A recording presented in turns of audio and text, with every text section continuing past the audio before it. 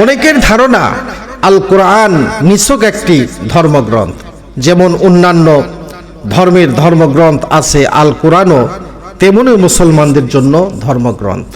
আবার এ ধারণায় তেলাওয়াত করব, খতমের উপর খতম দিব, ইহাই যথেষ্ট। এর মধ্যে কি আছে? এ তো দেখবেন যারা বড় বড় আলেম তারা, অনেকের ধারণা এটা আমরা শুধু তেলাওয়াত করব আর সম্মানের সাথে চুম্বন করব, এটাই আমাদের কর্তব্য। বেশি করে তাবিজ তুম্বা লিখব, ঝাড়ফুঁক দিব, কিন্তু আসলে কোরআনে কারীম তাবিজ তুম্বা ঝাড়ফুঁক দেওয়ার জন্য পৃথিবীতে আসে নাই। পৃথিবীতে এসেছে দুনিয়ার সমস্ত অন্ধকার, সমাচ্ছন্ন, কারাচ্ছন্ন বর্বরতার ভিতর থেকে বের করে আলোর দিকে নিয়ে আসার জন্য। সুবহানাল্লাহ।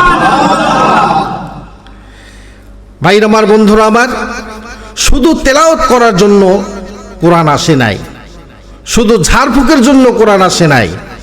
তবে হ্যাঁ, এগুলি আল কোরআনে আছে। তাহলে প্রশ্ন দাঁড়ালো, কোরআন কি? এ প্রশ্নের উত্তরে আল্লাহ তাআলা কোরআনে কারীমের ভিতরে বলছেন।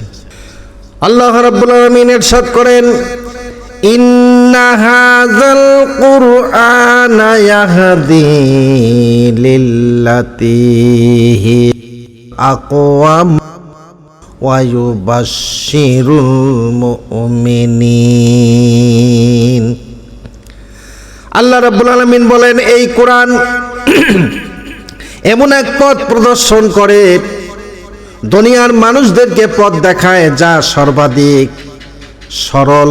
মুমিন মুত্তাকিনদেরকে আল্লাহ রাব্বুল আলামিন পথ দেখায়, আর তাদের জন্য কোরআনে কারীমের ভিতরে মুমিন মুত্তাকিনদের জন্য সুসংবাদ আছে। তাহলে কোরআন সবচেয়ে সরল পথের সন্ধানদাতা, সুসংবাদদাতা, ইহাই কোরআনে কারীমের ভিতরে আছে, এটাই বোঝায়। আল্লাহর হাবিব বলেন, ইন্না হাযাল কুরআনা হাবলিল্লাহ ওয়া হুয়া নূরুম মুবিন ওয়া শিফাউন নাফি আকদিল লিমান তামাসসাকা বিহি ওয়া নাজাতুল লিমান তাবিআহ। নিশ্চয় এই কোরআন আল্লাহর রজ্জু, অতি উজ্জ্বল আলো এবং উপকারী মহা ঔষধ। সুবহানাল্লাহ। যে ব্যক্তি কোরআনকে দৃঢ়ভাবে আঁকড়ে ধরবে আর তার জন্য মুক্তির চুক্তিপত্র, আর যে ব্যক্তি উহা মেনে চলবে, কোরআনে কারীম তার জন্য করে নাজাতের ফায়সালা দিবে। সুবহানাল্লাহ। ভাইরা আমার, বন্ধুরা আমার, সেই জন্য করে কোরআন থেকে আমি কথা বলার চেষ্টা বেশি করি। আজে বাজে কথা না বলে যদি কোরআন বলি, কোরআন শুনি, প্রত্যেকটা আয়াতের বিনিময়ে আল্লাহ পাক 10 করে সওয়াব আমাদেরকে দিয়ে দিবেন। সুবহানাল্লাহ। এ কথা বলা যায় যে আল কোরআন হলো জগতের চলার নির্দেশিকা এবং হেদায়াত। ঠিক কিনা বলেন? এই নির্দেশিকা মানলে নাজাত, আর না মানলেই আযাব।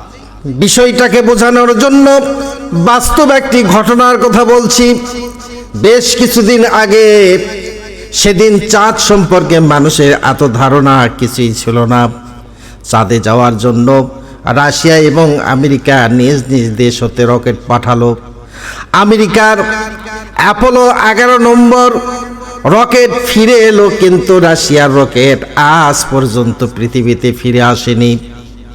কেন একটা ফিরলো আর একটা ফিরলো না? এর কারণ হলো উভয় দেশের নভোচারীদের জন্য নিজ নিজ দেশে তৈরি করেছিল নিয়ন্ত্রণ ঘাঁটি। সেখান থেকে নভোচারীদের জন্য নির্দেশনামা বা হেদায়েত পাঠানো হচ্ছিল। তাদের এই নিয়ন্ত্রণ ঘাঁটি 24 ঘন্টা খোলা থাকতো। এটাও বলা হয়েছিল যে এখান থেকে যে নির্দেশনামা তোমাদের জন্য পাঠানো হবে তা তোমরা কাটায় কাটায় মেনে চলবে, তাহলে পৃথিবীর মানুষ পুনরায় পৃথিবীতে ফিরে আসতে পারবে। কিন্তু দুর্ভাগ্যবশত রাশিয়ার পাঠানো রকেটের সাথে তাদের নিয়ন্ত্রণ ঘাঁটির বেতার যোগাযোগ বিচ্ছিন্ন হয়ে যায়। ফলে রাশিয়া হতে পাঠানো রকেটের নভোচারী নিয়ন্ত্রণ ঘাঁটির নির্দেশনামা মানতে ব্যর্থ হয়, ফলে তারা মহাশূন্যে কোথায় যেন চলে গেছে, তার কোনো পাত্তা নাই, তার কোনো খোঁজ নাই। ঠিক কিনা বলেন? ভবিষ্যতে তাদের পাত্তা কোনোদিন মিলবে কিনা জানি না, অর্থাৎ তারা নিখোঁজ। আর ভাগ্যবশত আমেরিকান নভোচারী তাদের নিয়ন্ত্রণ ঘাঁটি কেপ কেনেডির সাথে সব সময় বেতার যোগাযোগ রক্ষা করে চলছিল। কেপ কেনেডি হতে যে নির্দেশনামা পাঠানো হতো তা ঠিক মতো পালন করতে পেরেছিল, ফলে তারা পৃথিবীর মানুষ মাটির পৃথিবীতে পুনরায় ফিরে আসতে পেরেছিল। ঠিক তেমনি মহান আল্লাহ তাআলা আমাদের জন্য আল কোরআনে কারিমের নির্দেশ তিনি দিয়েছেন। এই কোরআনে কারিমের নির্দেশনামা যা তিনি আমাদেরকে দিয়েছেন, যারা সেই নির্দেশনামা মেনে চলবে তাদের কোনো ভয় নেই, তারা বেহেশতের মানুষ আবার বেহেশতে চলে যাবে। সুবহানাল্লাহ। আর যদি রাশিয়ান নভোচারীদের মতো আমরা তা অমান্য করি, তাহলে বেহেশতের মানুষ হয়ে বেহেশতে ফিরে যাওয়া যাবে না, পরে যেতে হবে জাহান্নামের আগুনে। ঠিক কিনা বলেন? সুতরাং আল কোরআন হলো গাইডলাইন, জীবন চলার পথ নির্দেশ। মহান আল্লাহ রাব্বুল আলামিন তিনি আমাদের প্রতি রাসূল পাক সাল্লাল্লাহু আলাইহি সাল্লামের মাধ্যমে অবতীর্ণ করেছেন।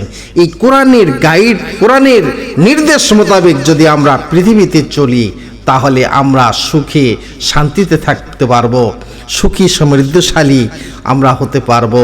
আমাদের ভিতরে আল্লাহর রহমত নাজিল হবে।